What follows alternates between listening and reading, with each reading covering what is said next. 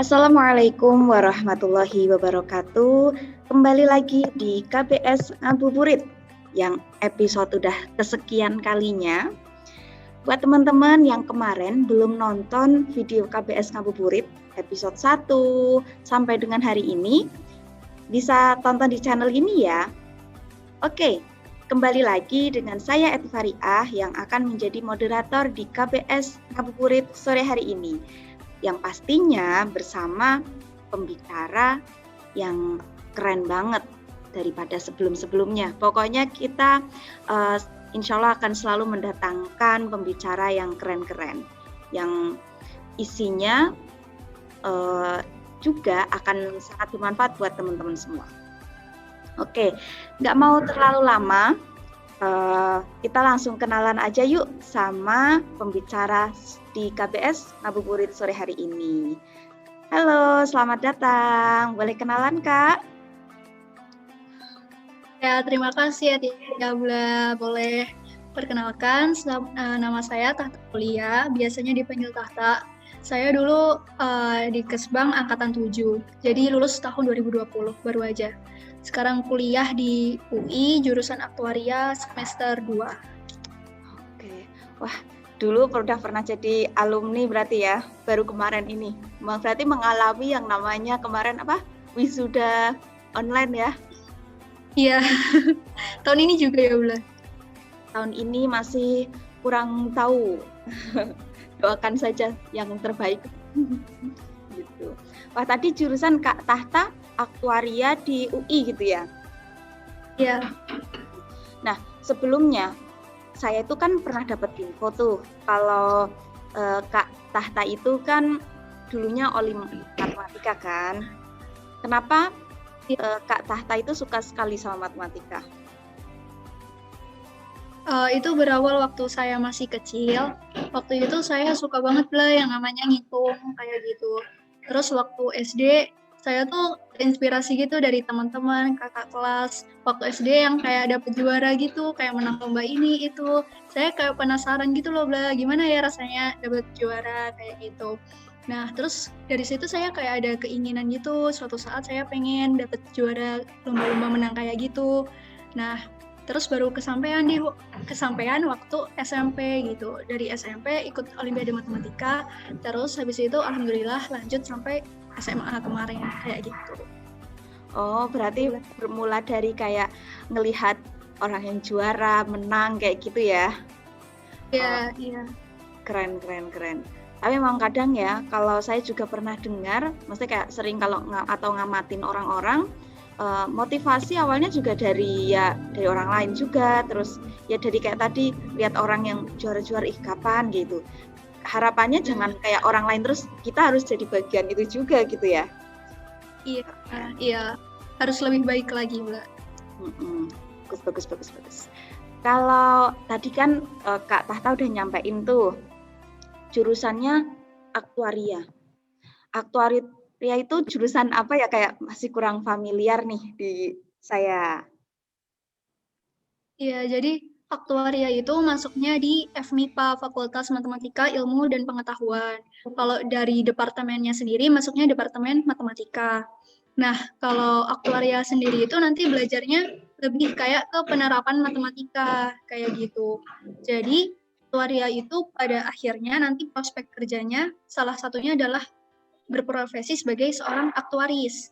Nah, aktuaris itu nanti kayak kerja di perusahaan, terus nanti kira-kira melihat kemungkinan yang akan terjadi di beberapa tahun ke depan, lalu ada resiko atau biaya yang dibutuhkan tuh sebanyak berapa kayak gitu. Jadi bisa dibilang kayak matematika keuangan kayak gitu.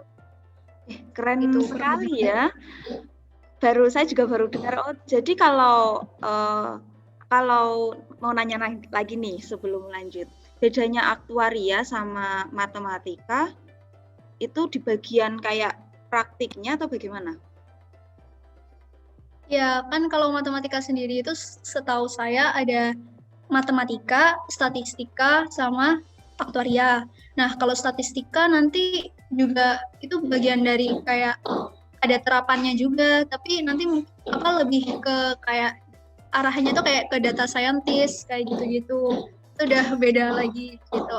Nah, kalau matematika sendiri itu nanti ada matematika murni sama matematika terapan. Kalau matematika murni ya ngebahas tentang kayak teorema kayak gitu, pembuktian gitu.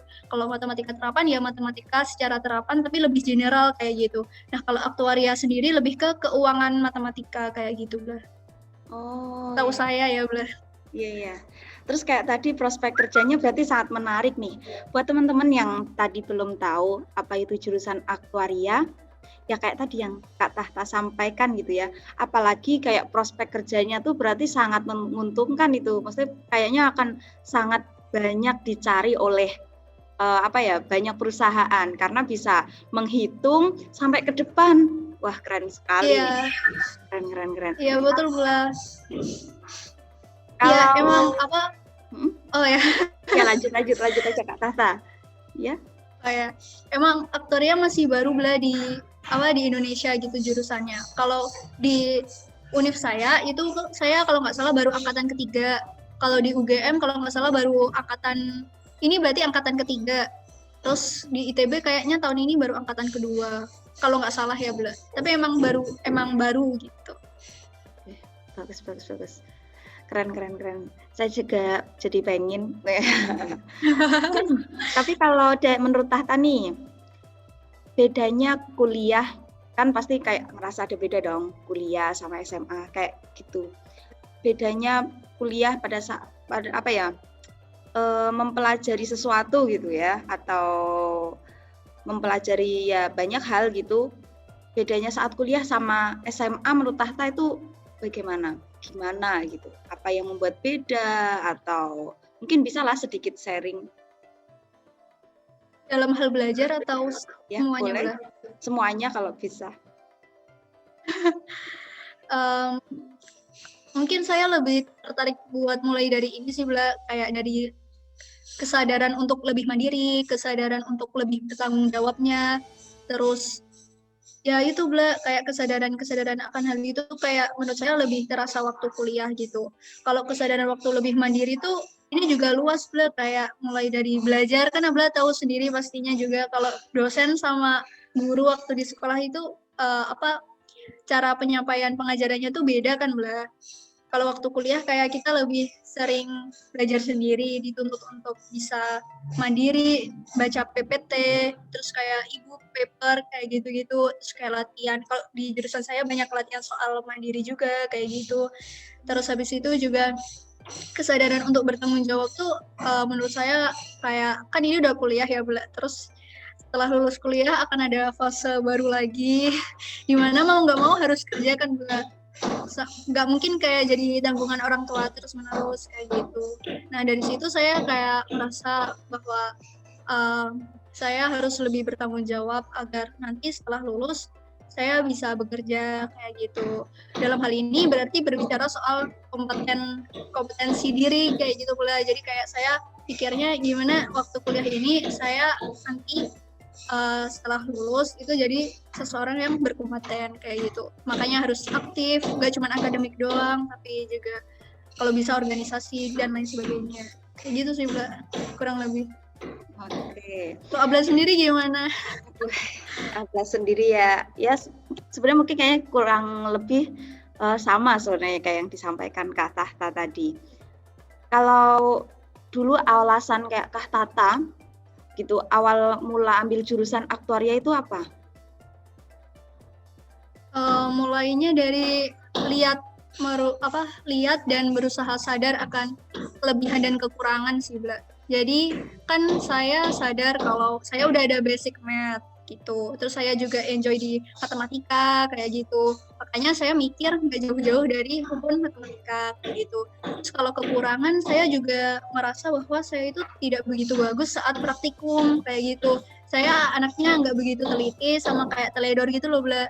Jadi misalkan kayak sebut profesi dokter kayak gitu yang menghadapi pasien yang itu berhubungan dengan nyawa orang kayak gitu kan, Bla. Kalau misalkan teledor nggak teliti atau gimana kan ya bahaya sekali gitu kan, Bla. Makanya saya juga merasa saya nggak cocok kayak di kedokteran. Terus kalau jurusan kayak fakultas teknik kayak gitu saya kurang rasa cocok juga karena banyak praktikum kayak gitu. Makanya saya ya udah dari situ akhirnya mengerucut jadinya ke ya udah matematika aja kayak gitu.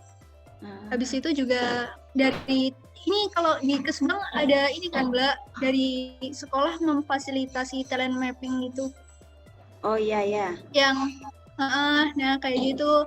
Terus sama mungkin dari data nilai gitu Bla. Jadi buat teman-teman adik-adik yang masih nantinya bakal menentukan jurusan bisa lihat kayak nilai rapor gitu paling bagus di pelajaran apa kayak gitu. Mungkin dari situ bisa ketahuan oh ternyata dari pelajaran ini kok nilainya paling bagus. Mungkin emang saya kelebihannya di situ kayak gitu. Bisa dilihat dari nilai rapor terus ya seperti itu. Rasa enjoy-nya di mana kayak gitu. Iya benar-benar. Berarti tadi kalau kayak kalau untuk pilih jurusan harus tahu kita kemampuannya di mana, salah satunya gitu berarti tadi ya. Oke. Iya, betul. Supaya kita nantinya pas kuliah lebih enjoy gitu ya Kak berarti. Betul. Terus mungkin ada benernya juga kayak dengerin kata orang tua atau guru. Kadang kayak kita kesulitan gitu nggak sih Bla, kayak sebenarnya aku mampunya di mana kayak gitu kan. Tapi kadang orang tua, guru atau bahkan ablalar juga kayak lebih tahu tentang kita gitu. Terkadang kayak mampu melihat kelebihan dan kekurangan kita lebih dari yang kita bisa gitu. Berarti salah satunya selain menyadari diri, kita bisa juga minta pendapat orang lain, masukan terutama orang-orang yang sering dekat sama kita, karena biasanya kalau orang lain kayak akan lebih tahu diri kita kadang gitu ya. Kadang kita nggak mesti semuanya menyadari gitu ya. Ya, betul. Ya, gitu. Oke. Wah, nggak kerasa kita udah lama ya teman-teman, udah ngobrol seru sekali ya memang kalau udah ngobrolin, apalagi sesuatu yang baru, kayak tadi yang disampaikan Kak Tata, dimulai dari jurusan yang baru, apalagi di Indonesia memang jurusan ini tuh, jurusan aktuaria ya, jurusan yang sangat baru, pastinya sangat menarik buat teman-teman yang masih penasaran, nanti bisa yang mau tanya juga bisa tanya di kolom komentar ya, nanti akan dijawab sama Kak Tahta insya Allah. Oke. Sebelum ditutup ada closing statement dari Kak Tahta. Ya, buat teman-teman semua, buat saya juga sebagai soft reminder gitu, tetap berusaha, semangat, pantang menyerah, pokoknya terus kerja keras, udah itu aja, jalanin terus. Oke.